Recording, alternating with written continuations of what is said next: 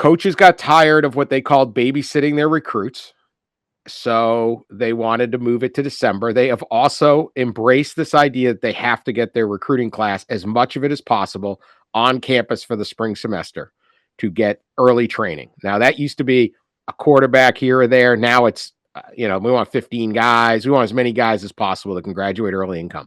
Everything that is going wrong with college football right now, the coaches have asked for, and that's what you pointed out in your column. They wanted it. Then when they got it, they complain about it. And it drives me crazy too. I do think college football, like the NFL, is idiot proof. And we have seen certainly idiots trying to ruin this sport. Another Dooley Noted podcast comes to you from the Meldon Law Studios at the Hacienda. Okay, welcome into another Dooley Noted podcast presented by Titan MRI and Imaging, coming to you from the Meldon Law Dooley Dome Gator Studios. So great to be with you today. I've been having this weird technological issues with multiple things going on. I'm supposed to be retired, right? But not very well. No, I love everything I'm doing. And believe me, I love doing this podcast and I love doing the work on Patreon. I did want to reach out, though, to one of my friends. Now he's my friend. And that is Chase Smith, who reached out to me on Cameo. Now, the problem with my Cameo, is I have one thing set up for me and one thing that is apparently set up. It's complicated. I can't do the Cameo that he sent me. I'm going to do it right here because his dad, his birthday is this week, 55 years old, Stephen Smith, not Stephen A. Smith, but Stephen Smith. Maybe it is an A, I don't know. But Stephen, have a great birthday. You deserve it. I know that Chase, Melissa, Jackson, and Preston all want to wish you a happy birthday. This is my Cameo to you. Your coach is going to be fine. It's going to be great. We're going to talk about that for the next few weeks and everything. And I know you listen to the podcast all the time. The good news for Chase, who asked for this, is you don't have to pay it because I didn't do it on Cameo.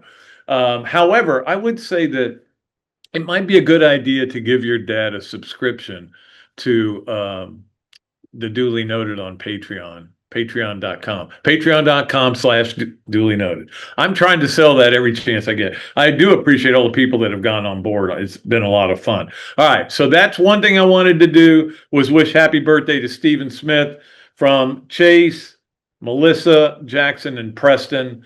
They were thinking about you, and I've been thinking about you a lot too because I've been trying to figure this out. But we're going to solve that problem for future cameos, and then we're also going to move along. And I'm going to mention one other thing, okay? And that is that last week, or Monday, I guess it was, I mentioned Collinsworth running back a touchdown in the Emmitt Smith game. Obviously, they didn't play together. It was 10 years difference. Sometimes when you get old, you have these senior moments and things run together. That was in 89, not 79. That's all we need to talk about, okay? All right, let's move along and let you know that today we have a great guest, Dan Wetzel, who is a lead columnist at ESPN. I mean, he is their guy, the man who wrote Death to the BCS, the man who has been at Yahoo for a long time. He just recently moved over to ESPN, got a big promotion, and that's cool. And he is a good dude and really knows college football and the inner workings. He's going to be our guest today. On Monday, Coach Spurrier will not be here. I know that we all look forward to our, in fact, Ken Hesser was telling me that they get the most recognition they get is when Spurrier's moments go viral and you can see that strip up across the bottom of it, like right there, Hesser and Kipke.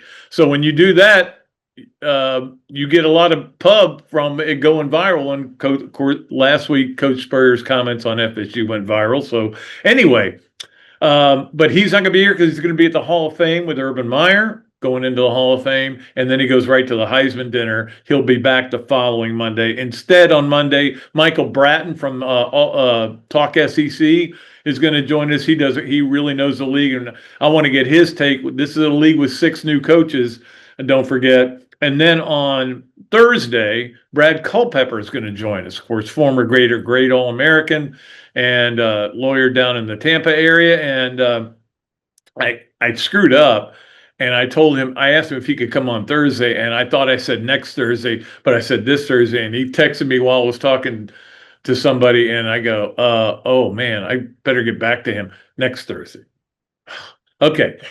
That's it. No, it's not the podcast. That's getting all the information out I wanted to get out here. Now, let's get to the important stuff, like starting with the Royal Blue Starting Five. The Royal Blue Starting Five is brought to you by our good friend Randy Royal over at Royal Blue Yacht Sales, the only place to go when you need a boat. Yes, I have had many text messages back and forth with young Randy, and we have had a good conversation. And I, like a lot of people, he's fired up. There's a lot of people that are really fired up. A lot of people have changed their mind in the last few days. And let's get to that. Number one story on our Royal Blue Starting Five was John Summerall's, and I know it was 3 days ago, Monday, but that was a great press conference. And again, does it mean anything? A little bit. I think this was a press conference you had to win. Like a lot of press conferences, coaches win and then they don't turn out to be good coaches. You go, well, he won the press conference. No, I think that he kind of had to win this because of the way the Gator fans' disappointment, that level of disappointment. I'm going to take these glasses off. They're bothering me a little bit. Okay. So I think it was important that he did win the press conference. The things he said, I love. And everybody goes, well, yeah, anybody can say that. No, I've not heard a coach ever come in here, maybe I'm misspeaking, and say, I am built for this. We're going to win. We're going to win right away. I don't want you to be patient. Stuff like that. Now, it could blow all up in his face. I don't think he cares. He is betting on himself. I think the fact that he did not recruit Tulane kids, that he said, let's finish this class, and then we'll finish this class. All, I think, showed a lot of class. I like this guy so far, but again, I haven't even really met him. I just went to his press conference. I did meet Dave Caldwell. Good dude, too. I've been told nothing but good things. We talked about that last week. Look, I think it's going to be good, but who knows? You know, in fact, if you go on Patreon, this is free to anybody who even gets a trial membership. I listed the 5 things that Summerall has to do at Florida right now. I mean, I'm not talking about recruiting, but I'm talking about the 5 things he's got to fix. And you can go read that. And obviously, yeah, I think there are more than 5 because these are not a bunch of bad players, okay? They're a bunch of players who have not been put in the right positions to win enough games. That is what I believe. Let's see what happens here.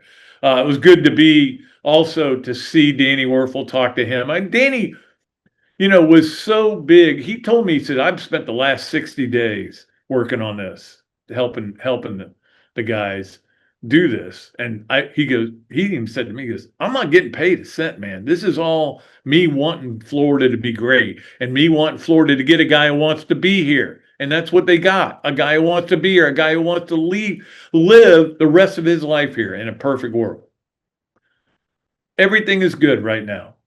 And if you're going to still be bitching about Lane Kiffin, and I get all do I think that Lane and Scott Strickland did not see eye to eye on some things and did not get along on some things? Yes, there is still some Starkville and Scott, but at the same time, I think there's part of Scott that was going, I don't know that you should get everything you want. Maybe there's one thing we'd like. Whatever happened and all that, I don't care. John Summerall's the coach. I'm going to root harder against LSU than I ever have.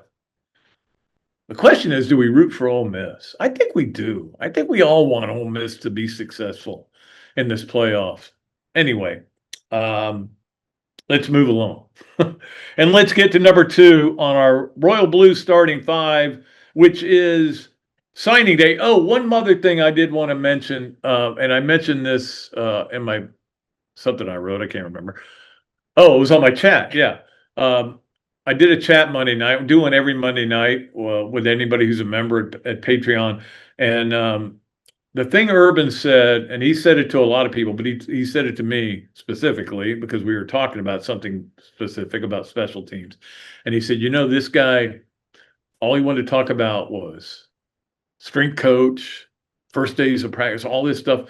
And he keeps bringing up strength coach. It was the first thing he brought up. He goes, I don't have many coaches that bring up strength coach, but I did when I was coming here because I wanted Mickey Marotti to be here. I saw Mickey at the game Saturday on not physically, but I saw him on TV, still at Ohio State.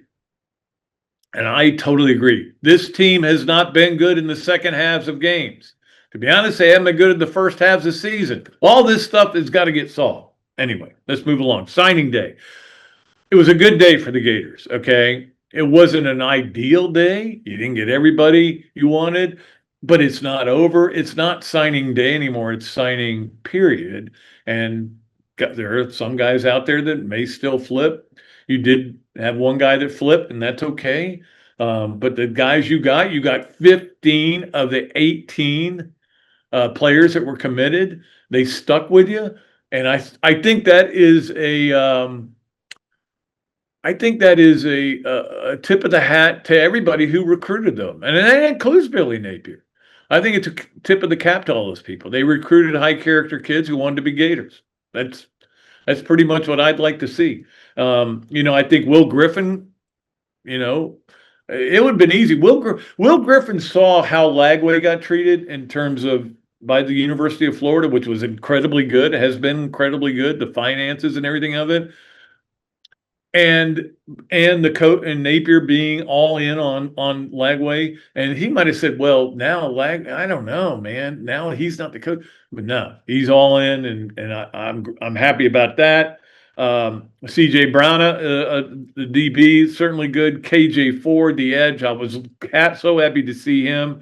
Look, there are a lot of guys who are getting recruited very hard by a lot of people. And it certainly the swoopers came in after Napier got fired. But the bottom line is these guys stuck with it for the most part, and they're gonna get some other guys. They're gonna continue to recruit, and then the portal's gonna come, and they're gonna work very hard to keep these guys. I mean, I think Justin Williams coming here. In fact, I saw Justin Tuesday night at the quarterback club because he was getting an award of best offensive player, but he could have gotten best defensive player. Another kid from Buchholz got best defensive player. Anyway, and he got up there and says, "Look, I'm coming to Florida, man. There is no doubt in my mind. I'm signing tomorrow, and I can't wait to run out in that field." So that was exciting to hear. At any rate, good class, man. I think it's number 15 in the country, but look, all you have to do is be able to hold on to those guys, and then whatever they do, it's going to be fun. It's going to be fun to watch. Now, it may blow up in all of our faces, but I think it's going to be fun to watch. Oh, look what they did here. Look what they did there. And let's get to number 3 on our Royal Blue starting 5, which is what coaches are they going to bring in? I think a little bit of it is going to be, I saw an article somebody wrote about what bad staffs that Napier put together. And look, what happened on the field? Well, they weren't good. They were under 500. You had a bad staff if that's the case, right? There's no question about that. And when I told you I talked to 2 different coaches who told me that, former coaches in the SEC who told me that this is not a good staff.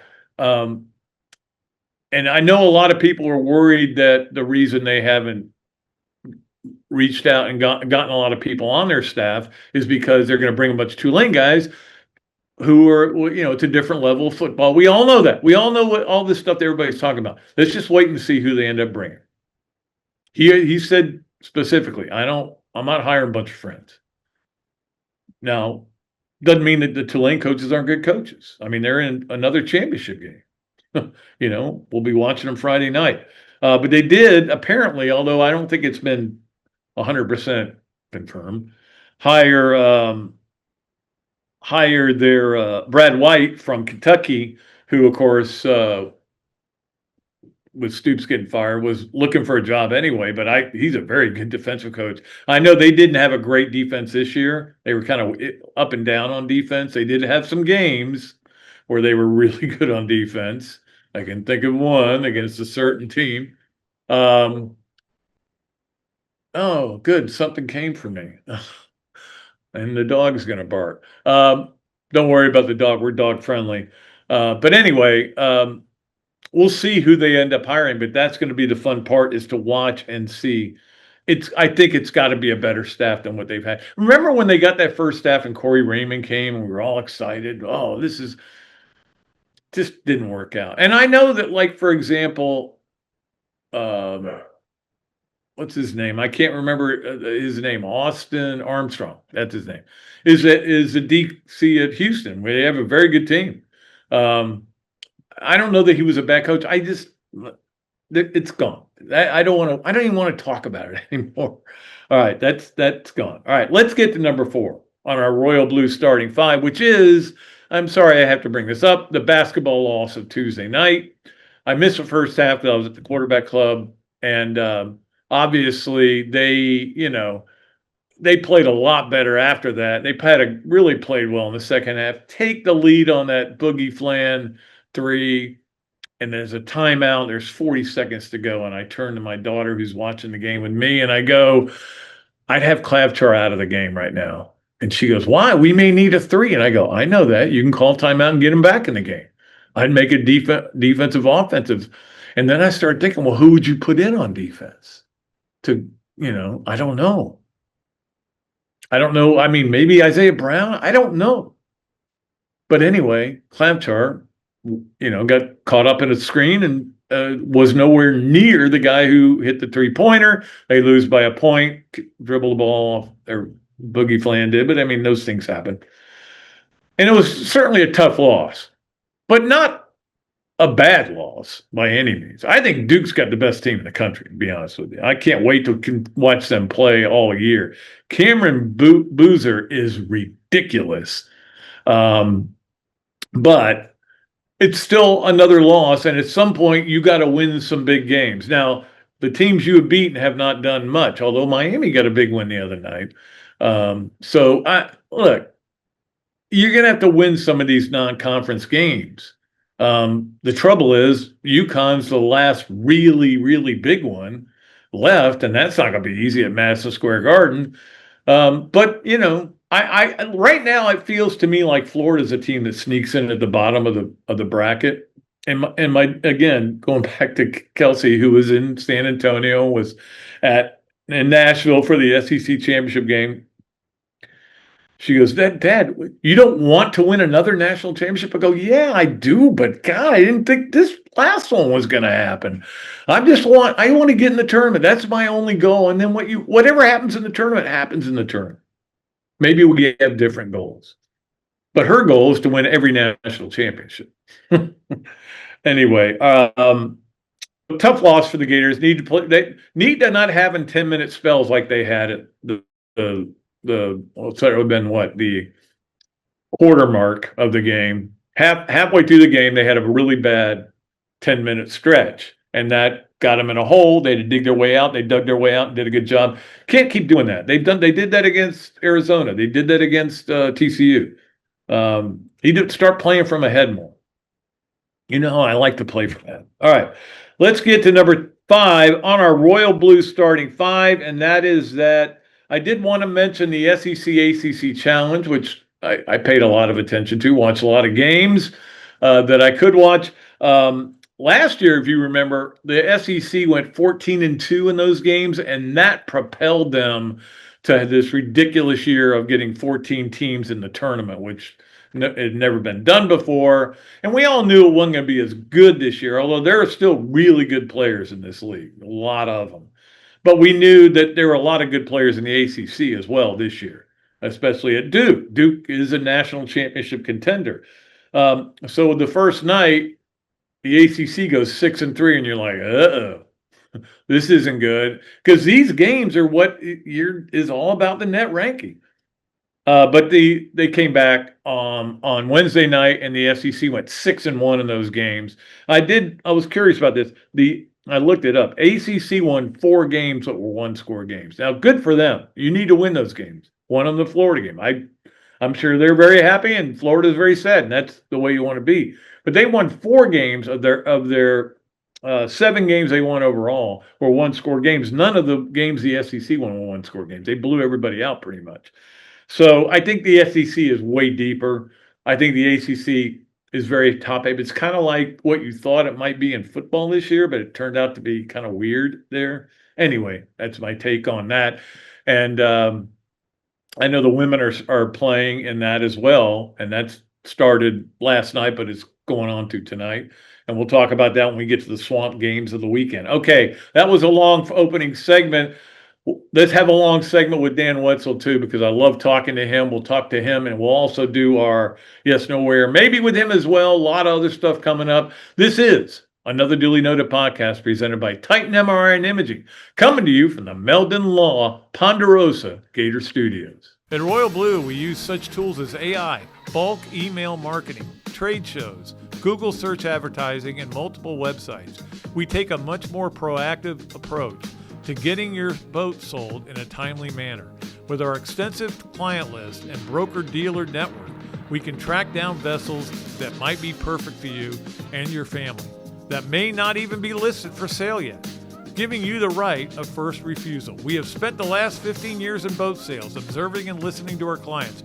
In response to our findings, we have constructed a custom yacht brokerage that strives to fit their needs and not ours. Call us today to schedule a consultation to see what Royal Blue can do to solve all of your boating needs. Call Randy at 850-974-1294.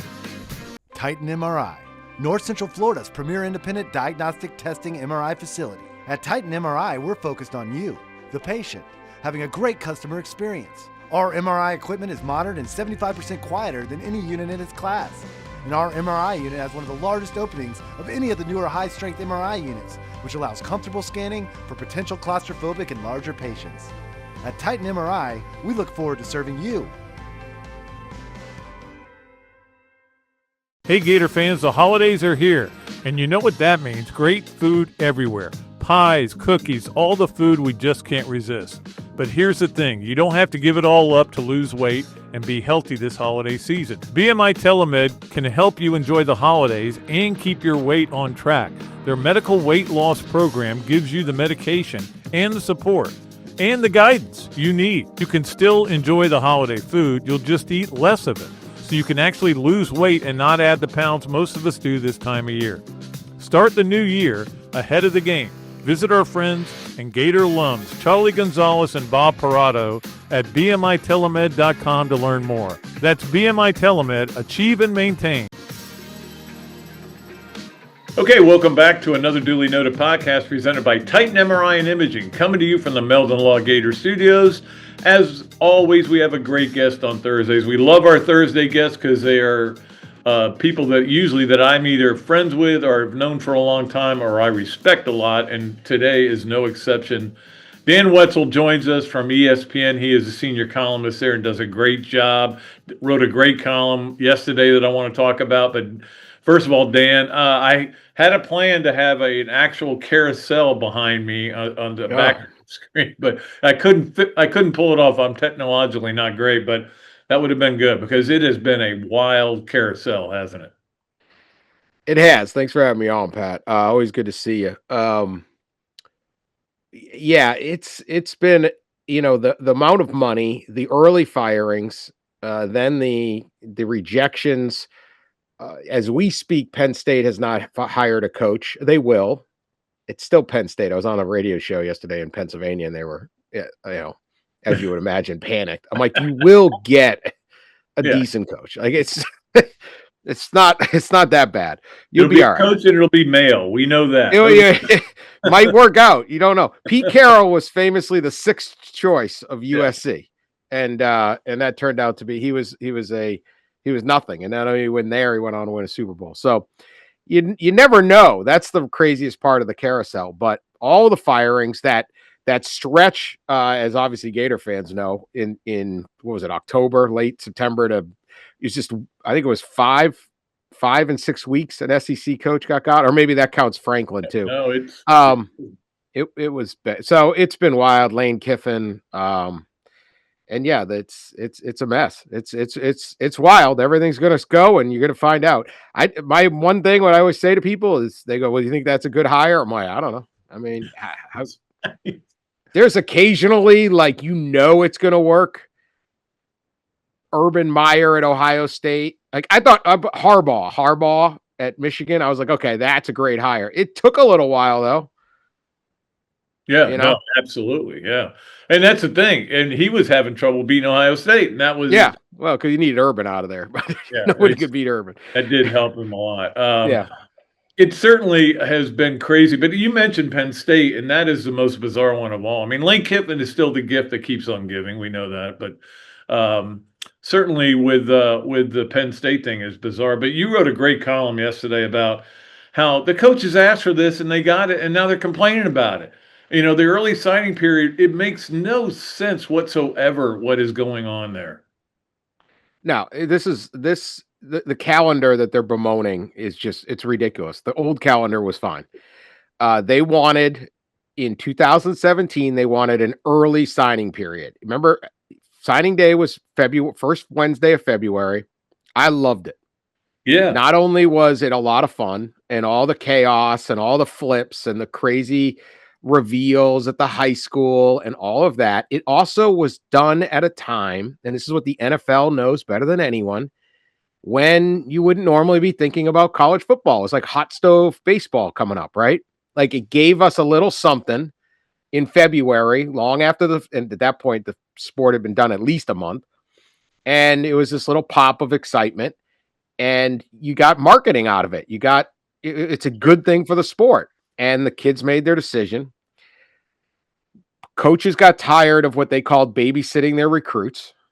So they wanted to move it to December. They have also embraced this idea that they have to get their recruiting class, as much of it as possible, on campus for the spring semester to get early training. Now, that used to be a quarterback here or there. Now it's, we want 15 guys. We want as many guys as possible that can graduate early and come. That can be solved. Okay. That's the big thing. But they didn't want to spend 6 weeks flying around babysitting recruits. I get it, but that's their decision. That was a you problem. These guys are making $12-14 million a year. Oh, sorry. You got to go visit kids in their house and talk to their mom. Yeah. Tough break. Okay. Sorry. You can't just get off to Cancun in January or whatever you guys do. So they wanted that December signing period. And I was like, this is dumb. Don't do it. Whatever. They did it then. And then they said, well, that's just right in the middle of the transfer portal as well. And I said, move it back to December. I'd move it to March. Discourage early enrollment. These kids can show up in June now. And instead they moved it even sooner. The idea of a first Wednesday of December signing period is asinine. It serves no one, including the coaches. This is why I don't like when people talk about, oh, what are the coaches' thoughts on the business, on this or that? They see the world through a straw and they don't get it. So when you had kids, they commit to Penn State. They spend years thinking they're going to just use Penn State as an example. This is where they want to go to school. They don't have a coach. So then they go, all right, I guess I'll flip. I'll go with the old coach to Virginia Tech. Have you ever visited Virginia Tech? Haven't gotten on a visit yet. Okay. I hope it works out. James Franklin's a great guy, but like maybe you want to visit a school before. You take Florida. They had very little time. Michigan State. I'll give Michigan State's even better example. They fired Jonathan Smith on Sunday. Monday, they hired Pat Fitzgerald, the old Northwestern coach. He's got 36 hours to try to figure out if this recruit is someone he wants or not. That recruit's got 36 hours to decide whether they want to play for this guy or not. That leads to bad decisions on both sides. Some of the kids that will sign with Michigan State are not going to be fits for Pat Fitzgerald, or Pat Fitzgerald's not going to be fits for them.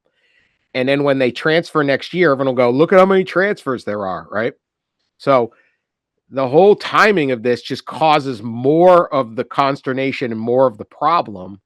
And what really should be done is we should be really de-emphasizing spring football and make it like a summer, early summer football or something like that. If you want those extra practices, the old concept of we have to have spring football was that's when kids are on campus and then they go home for the summer and get a summer job.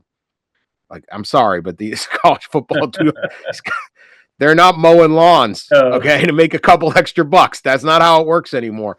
Make everybody show up in the middle of May, and you get rid of this. This thing could be solved so quickly, but the coaches, they're coaches. And that's the thing. Everything that is going wrong with college football right now, the coaches have asked for, and that's what you pointed out in your column. They wanted it. Then when they got it, they complain about it. And it drives me crazy too. I do think college football, like the NFL, is idiot proof. And we have seen certainly idiots trying to ruin this sport, but it won't ruin it. And some of them are on the committee that is doing the playoffs. And I want to get your take on the whole Notre Dame, Alabama, Miami, Vandy, everybody. Yeah. BYU's got one loss, and they're like, wait a minute, look at our numbers. So here's my main problem. This is I'm better at looking at the overall problem than like. First off, I think if you played head to head in a season, I don't care that you think Notre Dame is better. Miami beat them. This isn't Notre Dame and Northern Illinois last year. Okay, yes, Notre Dame had a terrible game, lost the game. They then won every other game and made it all the way to the final. Like that. I'm not saying Northern Illinois was better, but Miami beat them this year. I mean, if the games don't count, what counts? Yeah. Especially when they're this close. But this is how it is. There should be no committee rankings until the final ranking. And I've been saying this since day one of this committee. And they set this up as a marketing plan. They said, we're going to put out weekly rankings. Yeah, you remember.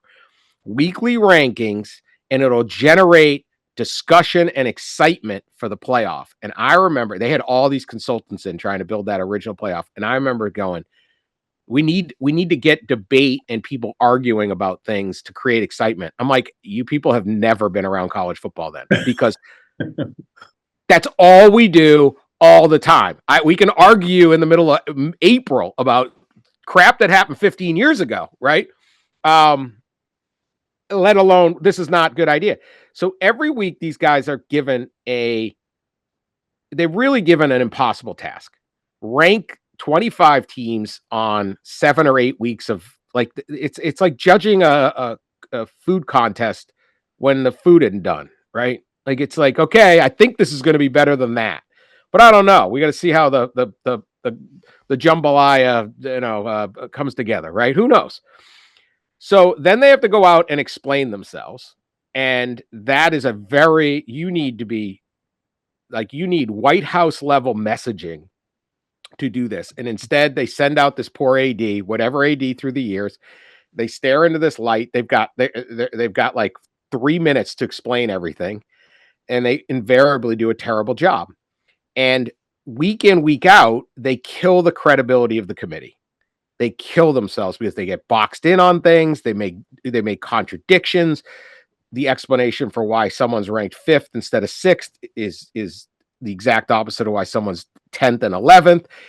It's a mess. I mean, and so by the end of this thing, most years, the committee has gotten a very reasonable, if not almost 99% agreed upon playoff field, even when it was only 4. But they spent 6 weeks making themselves look like fools. That's not marketing. You're tearing down your product. The commissioners that run this playoff should never allow this.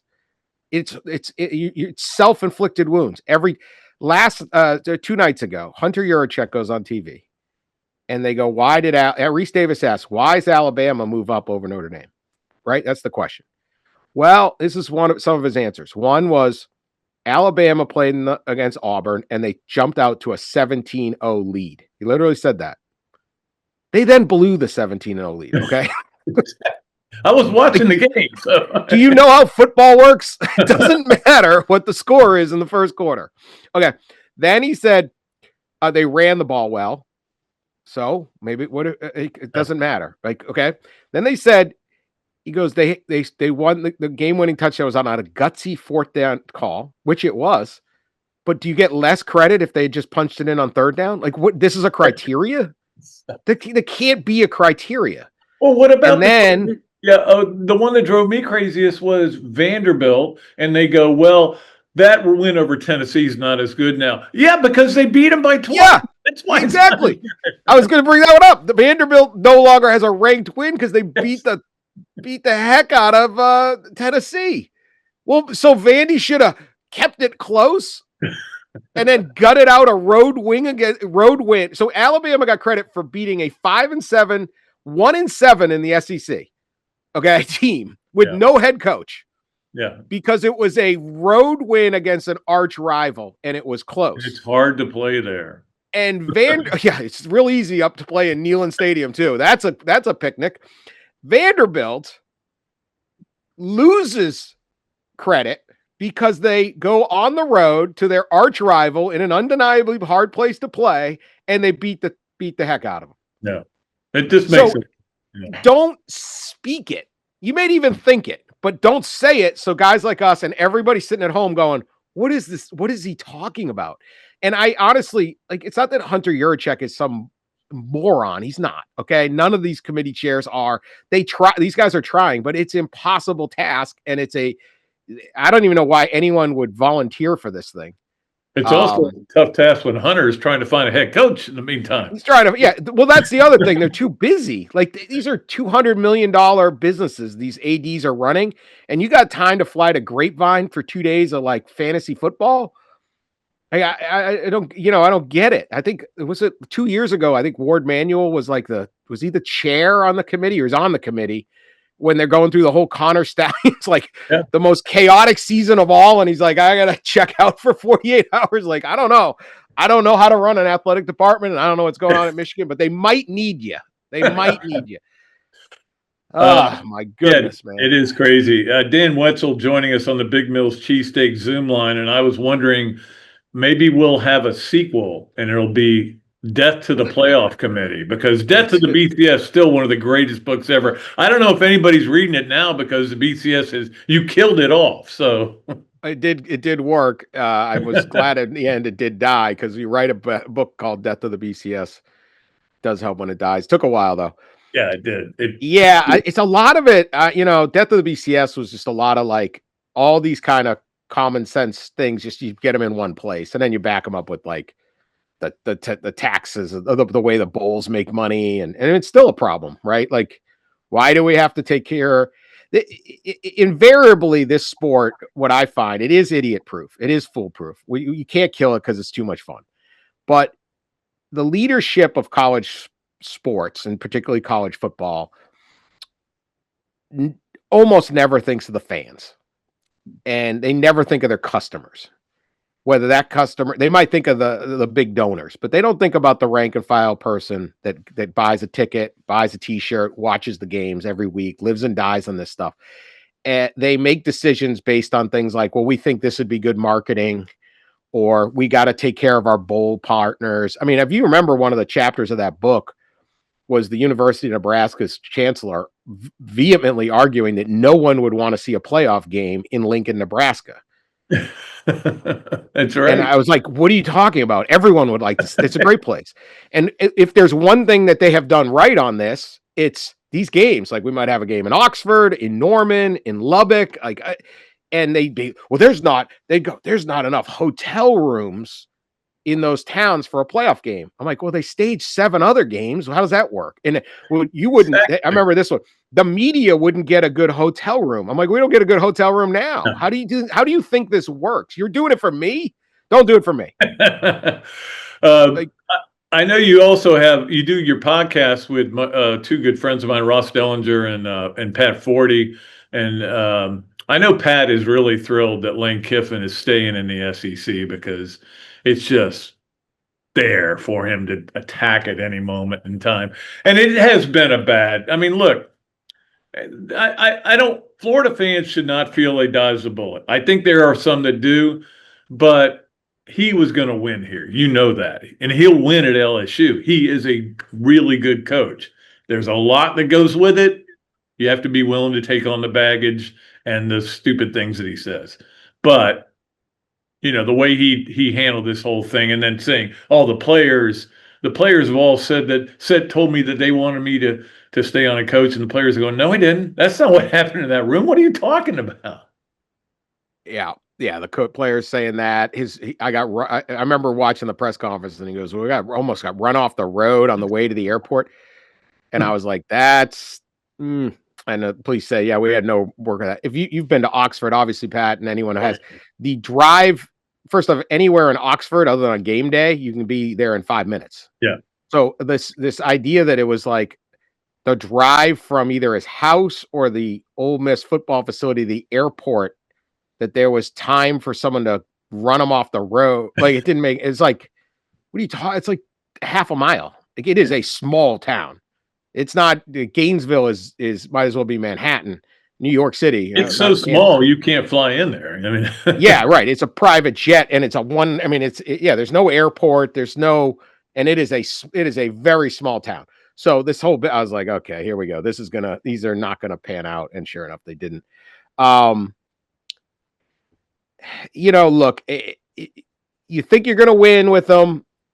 This is really the only stretch he's won. I think he's a great coach for this era. I think the era of the NIL and transfer portal and all of this is where he is going to excel, because he didn't really excel. I mean, he was at Tennessee for a year, then he wanted to then he gets to USC. And I do think he thought he could stay there for a long time, but it never panned out. I don't know that he has the attention span for the old way of coaching. I do think he will do he did obviously very well at Ole Miss, is the best they've ever been. And I think he'll do very well at LSU. He would have done great at Florida, but there is, the guy walked out on a playoff team, and how do you know that won't happen to you? How do you know he won't go to the Cowboys? The NFL is his next jump, or Alabama, or whatever, like what? If something pops, he may only stay 5 years. Now, that's all I would really ask for any coach at this point. I think the days of the Spurriers, the I don't know what, Switzers, even the Paternos, let alone, they're not. You get a few, maybe even Dabo. Who knows? Yeah. Right? Is Dabo really going to be there that long? I don't know. So those days are kind of done. But I everything I know about John Summerall is terrific, and I think he will do a great job. I said at the beginning, I have no idea, because you just never do. But Lane was a bright, shiny object, but there's no guarantees that he hasn't won. He hasn't shown he can win big games. He has very few signature victories. The victory at Norman this year against Oklahoma was really the best victory he had. In his time at Ole Miss, he's been beating teams he should beat, but it's not like you're sitting there going, okay, this guy is proven that when we get into a semifinal or a final and he's playing a top tier team, or he's playing Ohio State or something like that he's going to be able to strategize and win the game. We haven't seen that. So, who knows? See what happens. Yeah, I think John Summerall he was my second choice. So, but I think that's the problem, is nobody wants their second choice, even though everybody probably has a second choice or third choice or fourth choice. But he was obviously very impressive at his press conference. I liked it. They held together their recruiting class. But you're absolutely right. Did I think Billy Napier was going to succeed? Yes. Did I think Dan Mullen was going to succeed? And he did for a while. McElwain, okay, maybe not. But look, we can go through it. I didn't know that Urban Meyer would be as successful as he was. There was a lot of people going, "That's spread." I don't know. Not from the South. Not from the South. Yeah. Not from the South. So you never know what is going to work out and what is not going to work out. We have an advertiser / sponsor, my good friend Ken Hesser, who's a big Penn State guy. Please tell him something good. I heard that the Mountain Valley coach or something like that was inconsiderate. Are they going to get Brian Daboll? Is that what they're going to do? I don't know at this point. Yesterday, I would have thought a couple pretty good like coaches from like an ACC or Big 12 was going to take this job and they haven't. I'd still keep an eye on Matt Campbell or something like that. It's Yeah. still Penn State. Like Yeah. someone's going to jump at this job. It's not going to be the hot flavor of the week, but this is my other thing with college football these days. I don't know that, like, yeah, you want that perfect guy, the Urban Meyer at Florida type thing. But even that, like that brought, first off, what did that last? 5 years? 6. That burned, 6 years, and he quit after 5 and then came back. After 5, he quit twice. I mean, it burned hot, and then there's all sorts of scandal, right? Like but you want that Saban to Alabama, that guy, I guess, is the better one to put.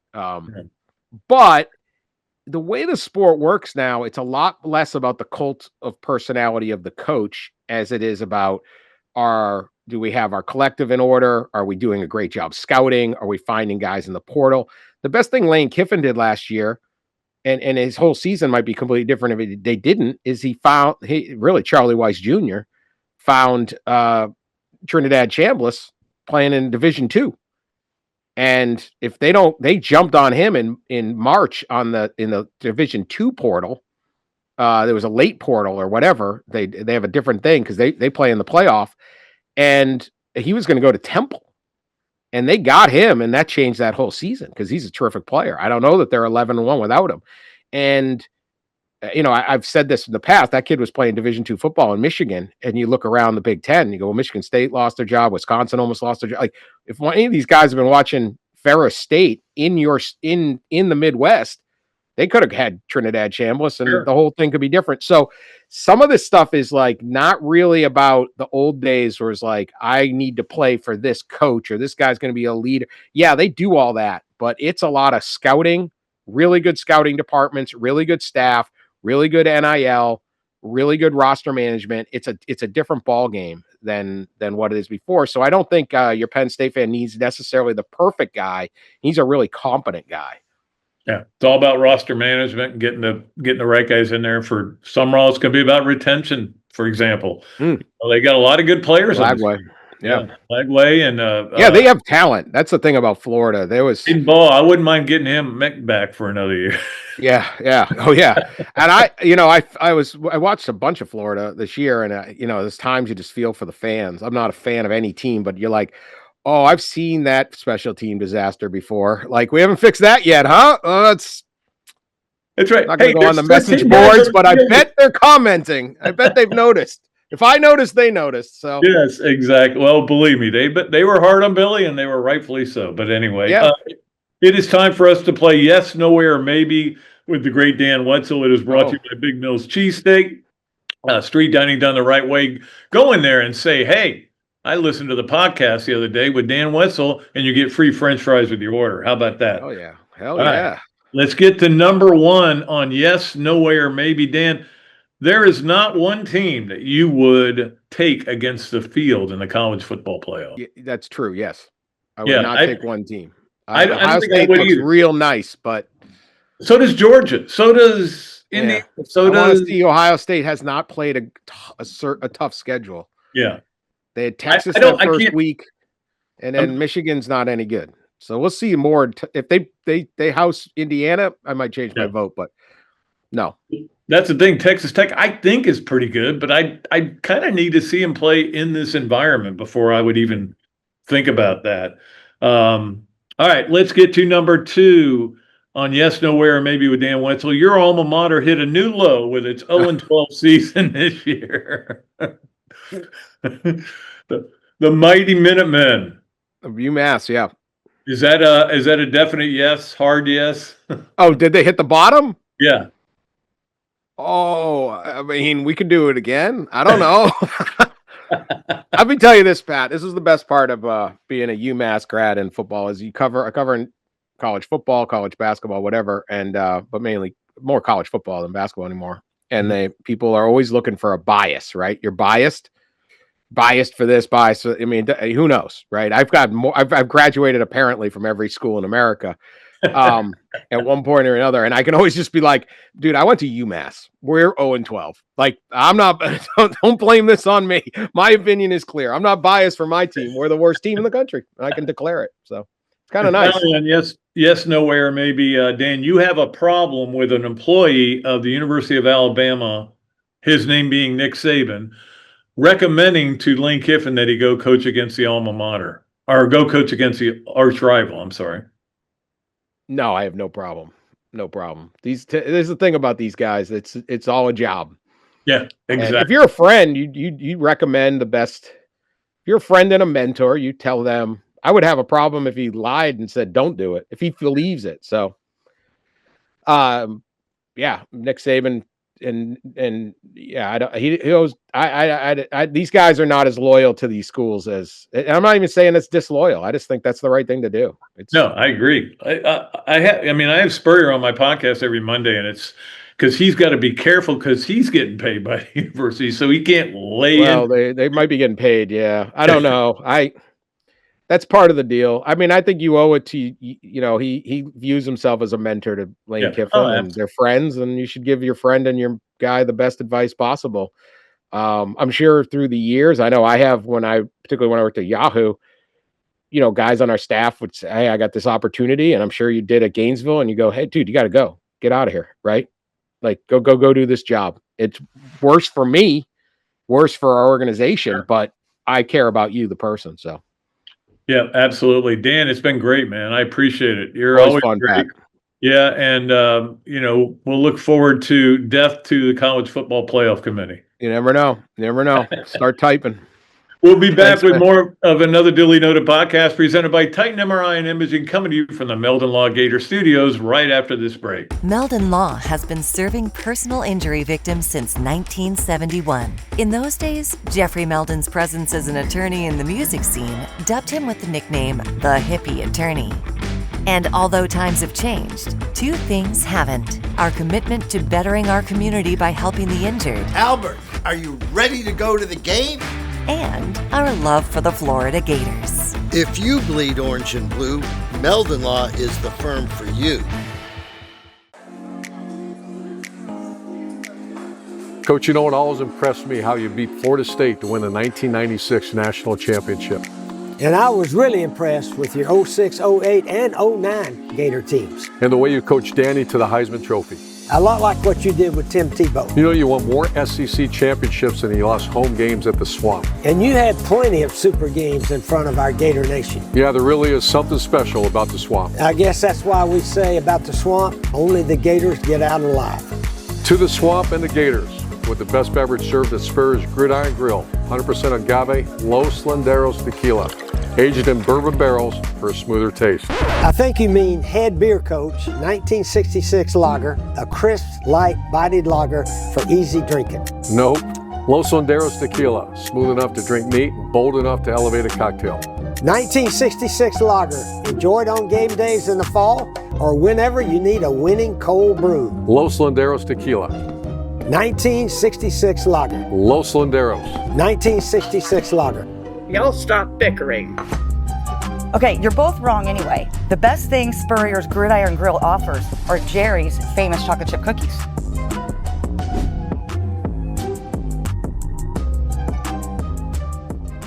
Adams Rib Company has been a staple of Gainesville for more than a decade and a staple of the Dooley house ever since Kelsey's teeth came in.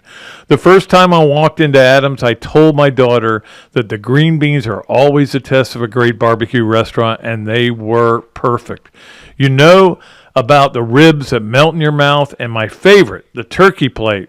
But be sure to go in on Fridays for Nana's Fish Nuggets. They will melt in your mouth. Adams Rib Co., a Gainesville great.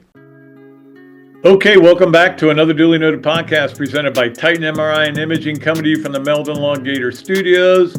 We appreciate all of our great sponsors, sponsors, advertisers, whatever you want to call them. They're friends is what they are, and I appreciate all of them. And let's get to our fun stuff that we do in the third segment, starting with our Hesser and Kipke segment, 3 things. And these are the 3 things I think are important. Hesser and Kipke, of course, your place to go for family law and workers' compensation, 352-339-9920, or reach them at www.hklawfl.com. Hesser and Kipke.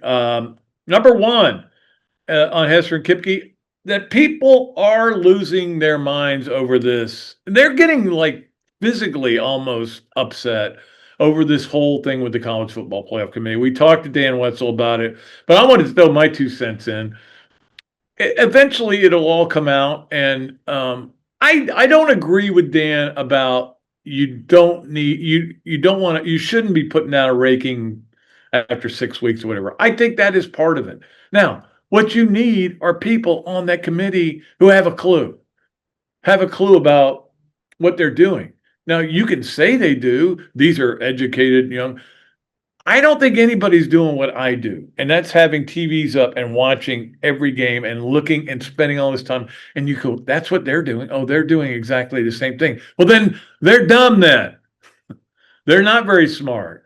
How you can do what you've done here, and now, the good thing about this, for me personally, is that Vanderbilt doesn't get in, BYU doesn't get in, Miami doesn't get in. Although I will say this, there's part of me that wants, I think Miami should be in, personally. I think Miami is easily one of the 8 or 9 best, maybe one of the 7 best teams in the country. I do. That's my objective opinion, and you know that me, I hate Miami. And that's one reason I kind of hope they get in, because then I can root against them. I don't mind doing that. But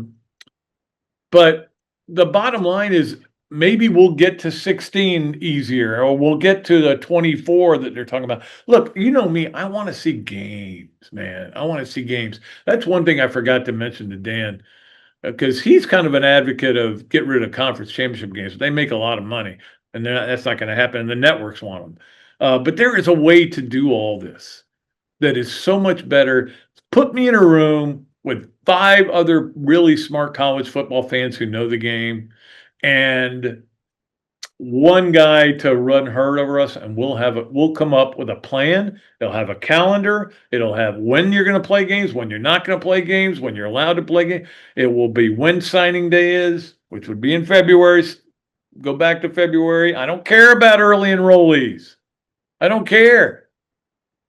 You know, if you guys want to rush these kids into school so fast, not let them go to their proms and not develop as human beings. Just because you can find a way to get them enough good grades with enough teachers that when you do that, guess what? Now they can early enroll. You can't tell me that every one of these kids that's early enrolling is ready for college. They're not, of course. I think half of them probably aren't. Anyway, get me in a room. Let's get to number 2 on our Hesser and Kipke 3 things. Let's talk. Guess who's probably not going to be the coach at Florida this year? We talked about the coaching thing, but Ron Roberts won't be because he looks like he's going to go to Arkansas. Maybe not. He's in the mix at Arkansas, and he may end up going there. Good riddance. He did a lot of good things in terms of what their defense did the last half of last year. There were games when it was good. I think he's one of those guys that sometimes just phoned it in and was a divisive force on that staff, is all I'll say. I'll leave it at that. I got that from people who were there. Okay. So that's not a problem for me. Go to Arkansas, have fun. Arkansas, you need about another Bobby Petrino, right? You need another guy that yells at people all the time. All right. By the way, too, and I don't know how many of you really knew Tim Skipper when he was here. I met him and talked to him a couple times, but he did such a good job out there at UCLA when he became interim coach, and all of a sudden they started beating people and everybody's losing their mind. They kind of fell off at the end. But he did get a head coaching job. He got it at Cal Poly, which is great. Stay out there on the West Coast and, have fun. So I'll be rooting for Cal Poly if I can find their scores anywhere. Remember in the old days when they used to do they'd run the scores and they'd do the slippery rock. Was it Russ Benedict that would do that? Yeah, right. Slippery rock. I think it was Russ Benedict. Yeah. Anyway. All right, let's move on to number 3. And number 3 is that the Kansas City-Dallas game on Thanksgiving Day. You may have watched that. I watched it. I was very disappointed because I like the Chiefs. The Kansas City-Dallas game, the highest regular season ranking in the history of the world. maybe. I think the Big Bang probably got a lot of viewership, but not the Big Bang Theory. It got 57.23 million people. I don't know how they measure this. Nobody came to my house to make sure I was watching it. But anyway, 57 million people watched it on Thanksgiving, and I get it. You had a stomach full of food. You just wanted to sit back and digest and watch football, and that's what everybody did. It eclipsed by, I think it was a Thanksgiving game that was the highest, and I think it beat it by like 12 or 13 million. So look, everybody likes to watch the Cowboys one way or another. Everybody likes the Chiefs or one way or another. I'm a Chiefs guy and hate the Cowboys, and it's on Thanksgiving, and you're full of food, and you probably had some grog. I only had one beer that day, I can tell you that. You get my point. So that's why it was highest. That is our Hesser and Kipke 3 things. Let us move along to our Adams Ribco Gator of the Week. It is brought to you by our good friends Michelle and Adam over at Adams Rib Company. Sorry about that. Sometimes words do not come out of my mouth correctly. Adams Ribco is the place to go if you want any kind of barbecue. If you want green beans, they have the best green beans. If you want Nana's fish nuggets on Friday, they're the best. They melt in your mouth. Anything you want to eat is at Adams Ribco, and they do a tremendous job. All right, our Adams Ribco Gator of the Week is going to go to Katie Turner et al. And when I say that, I mean anybody who is involved in recruiting and holding this class together, when you all are wondering if you're going to have jobs, and I would hope they would retain Katie Turner, and she's been incredible. And love her. Love when she comes and speaks to the quarterback club. But Katie Turner, you are our Adams Ribco Gator of the Week, and everybody. I know Katie would be the first person who would go, no, it's about the team and all these other people and all about. Katie does a great job at all the people over there that you held that class together, and I appreciate that, and I know the Gator Nation appreciates it. That's why I will buy just for Katie a dinner if she wants to come over to Adams Ribco. That treat's been out there, but I haven't been able to get anybody to come through. I just want to go and have some Adams Ribco, talk some Gators. All right, let us move along to our Leonardo's at Millhopper quick pick, and we have other contests going here. We're going to talk about those later. But you guys know the Leonardo's at Millhopper quick pick is the one. That's the one that's been with us since day one, and this is our big pick contest, and we love doing it. And we do have other stuff that we're going to be giving away. We're going to add to it. We're going to continue to add to the pile of stuff that we do, but you'll always get that $25 gift card from Leonardo's. All right, our Leonardo's quick pick, you got 2 chances to qualify twice. We'll let you qualify twice. I know some people qualified 3 times last week, did really well. Both against the spread. 1, Indiana and it's not at Ohio State, but it's because it's in Indiana. It's in Indianapolis. Indiana, Ohio State is what I'm trying to say. Big Ten Championship, Ohio State -4. Okay. That's the latest spread I got. And then the SEC game, Georgia -2.5 against Alabama in the Georgia Dome. If I was picking these games right now, because I've had some changes of heart, I think Ohio State's going to handle Indiana, and boy, but I'm going to be rooting for Indiana. I got to be honest with you. I got a feeling Georgia's going to get revenge on Alabama. Alabama's just such a weird team. I don't know, and maybe I don't know this Kalen DeBoer talk. He was going to go to this place, and they were waiting on him, and all. I don't know. I don't know what's going on. College football is getting too weird for me. And speaking of weird. And that is by the way, our Leonardo's at Millhopper quick pick, which is weird sometimes. Kyle gets weird on us sometimes. Weird is always this, that, and the other. We all know that. This, that, and the other is one of our favorite things to do, and is brought to you by our good friends at Notary Joe's. Notary Joe will come to your house and do your notary work. He does a great job. And of course, Joseph Newton, 863-990-4884, the number to call to reach him. It is brought to you by Dar Shackow Insurance, our good friends over there, for all your home, auto, commercial, and life needs. And it is brought to you by the Atlanta Hustle women's Frisbee team. And they are actually in their off season right now. They're actually trying to get some free agents. I heard they're about to have their schedule reveal. And when they do, we'll let you know when they're going to be nearby. But the Atlanta Hustle is the Southeastern's Frisbee team. We will tell you that. That's truth. All right, this, that, and the other. Let's start with this. This is the craziness of the cycle. Remember that first day? Now, I still can't remember whether it was Franklin or I think it was Pittman, though, was the first guy to get fired. But anyway, and then they just started falling like dominoes, and we can't even keep up with that. Is it 11 or 12? How many coaches have been fired? We're losing our minds. Oh, well, and everybody's got a list of replacements that could be, and some of them are close and some of them are way off. That was the craziness of this cycle, which has been unbelievable. That is that in the middle of all this, we kind of forgot that USF opened up when Alex Golish left to take the Auburn job.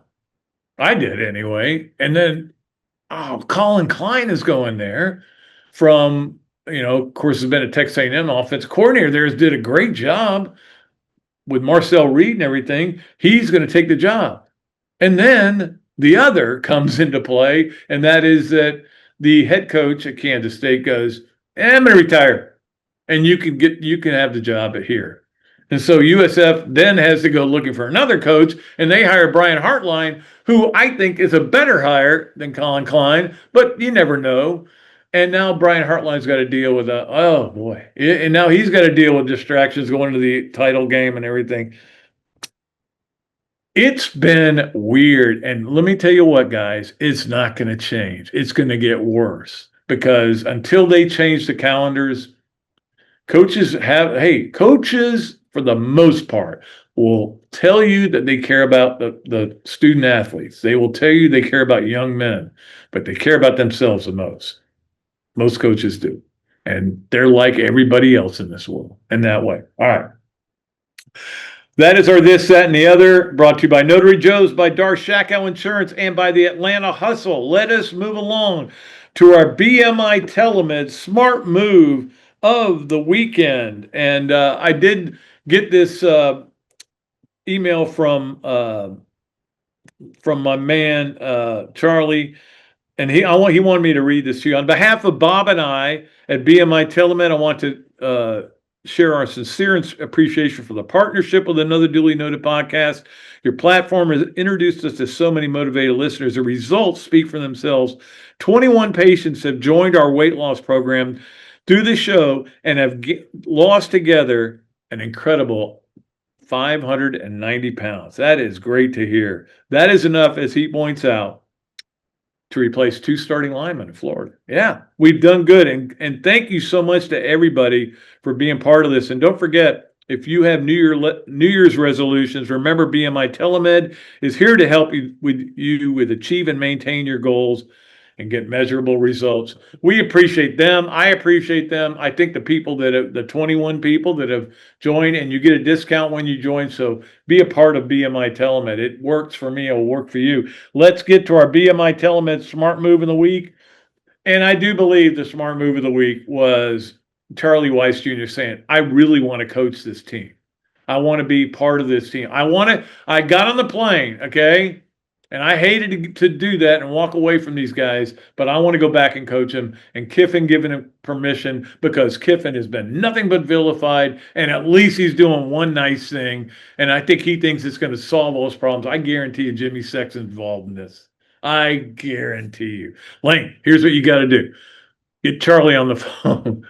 Tell Charlie, go back and coach the team. You're not going to be doing any recruiting anyway. Don't worry about it. That's what I think. But who knows? Anyway, that was a smart move, though. Whoever came up with the idea was a smart move. All right. Let us move along to our Gallo Car Wash Sponge of the Week. It is brought to you by our good friends at Gallo Car Wash and the great job they do to get your car done, cleaned.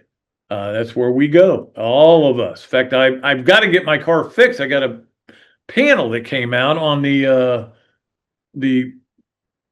side, the passenger side airbag, and if I want to get it fixed, because if I don't get it fixed, they said it warped off in 2 years. It warped off. If I don't get it fixed, airbag might pop out on me. I don't want that to happen. All right, So our Gallo Car Wash Sponge of the Week, I had this conversation with this young man just the other day, and I said, you're going to be my Gallo Car Wash Sponge of the Week. Scott Dombeck. You guys know Scott Dombeck was a pro forever at West End. Love the guy. Played a lot of golf with him in my life. I could tell you a lot of Scott Dombeck stories, and they're all very positive. I love him to death. But he told me that last week he made his 22nd hole in one. How about that? Made it to Ocala National. I know the hole. It's water in the front and it's slope. It's a weirdly sloping green. Said it went in on the fly. 22 hole in ones. A lot of people go through their life and never make one. I was lucky enough to make two, both within about 2 years of each other. And I've come close many times since, but it's part skill, part luck. A lot of luck. But to Scotty, he is our Gallo Car Wash Sponge of the Week because he's got 22 of them. Man, that is cool. He plays a lot of golf, though.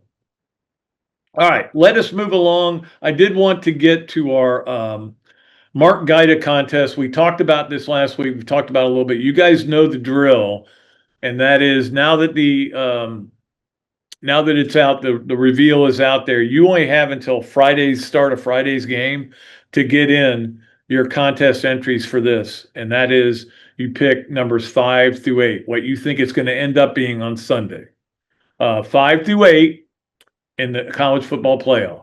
The winner is going to get a $75 gift certificate that Mark is donating to Spurrier's Gridiron Grill. The tiebreaker is the 9th. You pick the 9th team too, so throw that in there. We've got a lot of contestants that have come in. You send it to patrickdooley54@gmail.com, and you will be there. And look, there's only one winner. There's no qualifying for this. This is a one winner take all. If we have a tie still after the tiebreaker, we will find a way to break it. I will find a way to break it, okay? You don't want to know what it is. It involves sumo wrestling. Anyway, so that is our contest that we're doing with Mark Gaida from Pepin Realty, and we appreciate him. Again, 5 through 8 in the college football playoff reveal on Sunday. Who they are. You got to get them in order. Very important. But now you've got all the information. You should be able to do that. There's also a contest that I am doing on patreon.com/Dooley Noted, and that is to pick all the games from the 7 games that are being played off this weekend. You have to be a member, though, to do that and become a member. You know, like I said to Chase, become a member of patreon.com/Dooley Noted. And I'm having fun writing for it, and I am filling it up, man. I am doing chats. I'm doing 2 lists a week. I'm grading. I'm going to get to grading the basketball when we get deeper into basketball season. Doing the back 9 is for members only on there. So a lot of stuff on there, but there is a great contest, and we're going to do it all through college foot or the playoffs and maybe through the Super Bowl. I got a lot of stuff to give away. I'm ready to give some stuff away. So go to that as well. We appreciate everybody who sponsors contests around here. We love doing them. We love coming up with them. We really appreciate the Swamp Restaurant for all they do to make this a great city, and that is by serving the best food, the best drink specials, and just a lot of fun. The Swamp Restaurant still going, despite the fact that they sucked it out from under them, the building. Meanwhile, Gator's Dockside closed. Ballyhoo closed. Now I guess PDQ is going to become a KFC or something. Swamp stays right in there, baby. They keep going for you, and I appreciate them. The Swamp games of the weekend. We've got a lot to cover. I'll do it quickly. Tonight, Florida, Virginia Tech, and women's basketball, 5 o'clock, so it's this afternoon. ESPN 2. Dallas at Detroit, 8:15 on Prime, and is your NFL game. Tonight, Friday, Gonzaga at Kentucky, really good basketball game, 7 o'clock on ESPN 2. Of course, Saturday, you got some basketball as well. Duke, Michigan State, that'll be a great one at noon on Fox. Illinois at Tennessee at 8 on ESPN. Your college football, North Texas at Tulane. It's Friday night, 8 o'clock. So late, kind of a late, I don't know, late game. That's late for me, not late for anybody else. 8 o'clock on ABC. And then BYU at Texas Tech, noon on ABC. That's a Big 12 game. Of course, the SEC game is on ABC at 4. Georgia, Alabama, Indiana, Ohio State 8 on Fox. Duke, Virginia 8 on ABC. So that Duke, Virginia game will be on the second TV with no sound. I will say that. But I'm rooting hard for the Dukies. I will say that. Also, we like to call it the NFL. The NFL, Indianapolis at Jack's big game there at 1 o'clock on CBS on Sunday. And Chicago at Green Bay, 4:25 on Fox. Is a good game there as well. Big game in the divisions. And Houston at Kansas City is your Sunday night game at 8:20 on NBC. All right, we've covered a lot. This went really long, but I love talking and I love giving you guys content. We will be back with another show on Monday. Just heard back from Brad. He's definitely a good for Thursday. So Monday it'll be Mike Bratton. He'll talk SEC football. We love talking with him. We've had him on before. And then on Thursday, Brad Culpepper, legend, Dratty Award winner. We'll be back with them. I can't wait. This has been another duly noted podcast presented by Titan MRI and Imaging, coming to you from the Meldon Law Gator Studios. Zach has been producing and killing it again, as always. We'll be back with another show on Monday. Until then, I'm Pat Dooley. I am deep. I am way back, and I am out of here.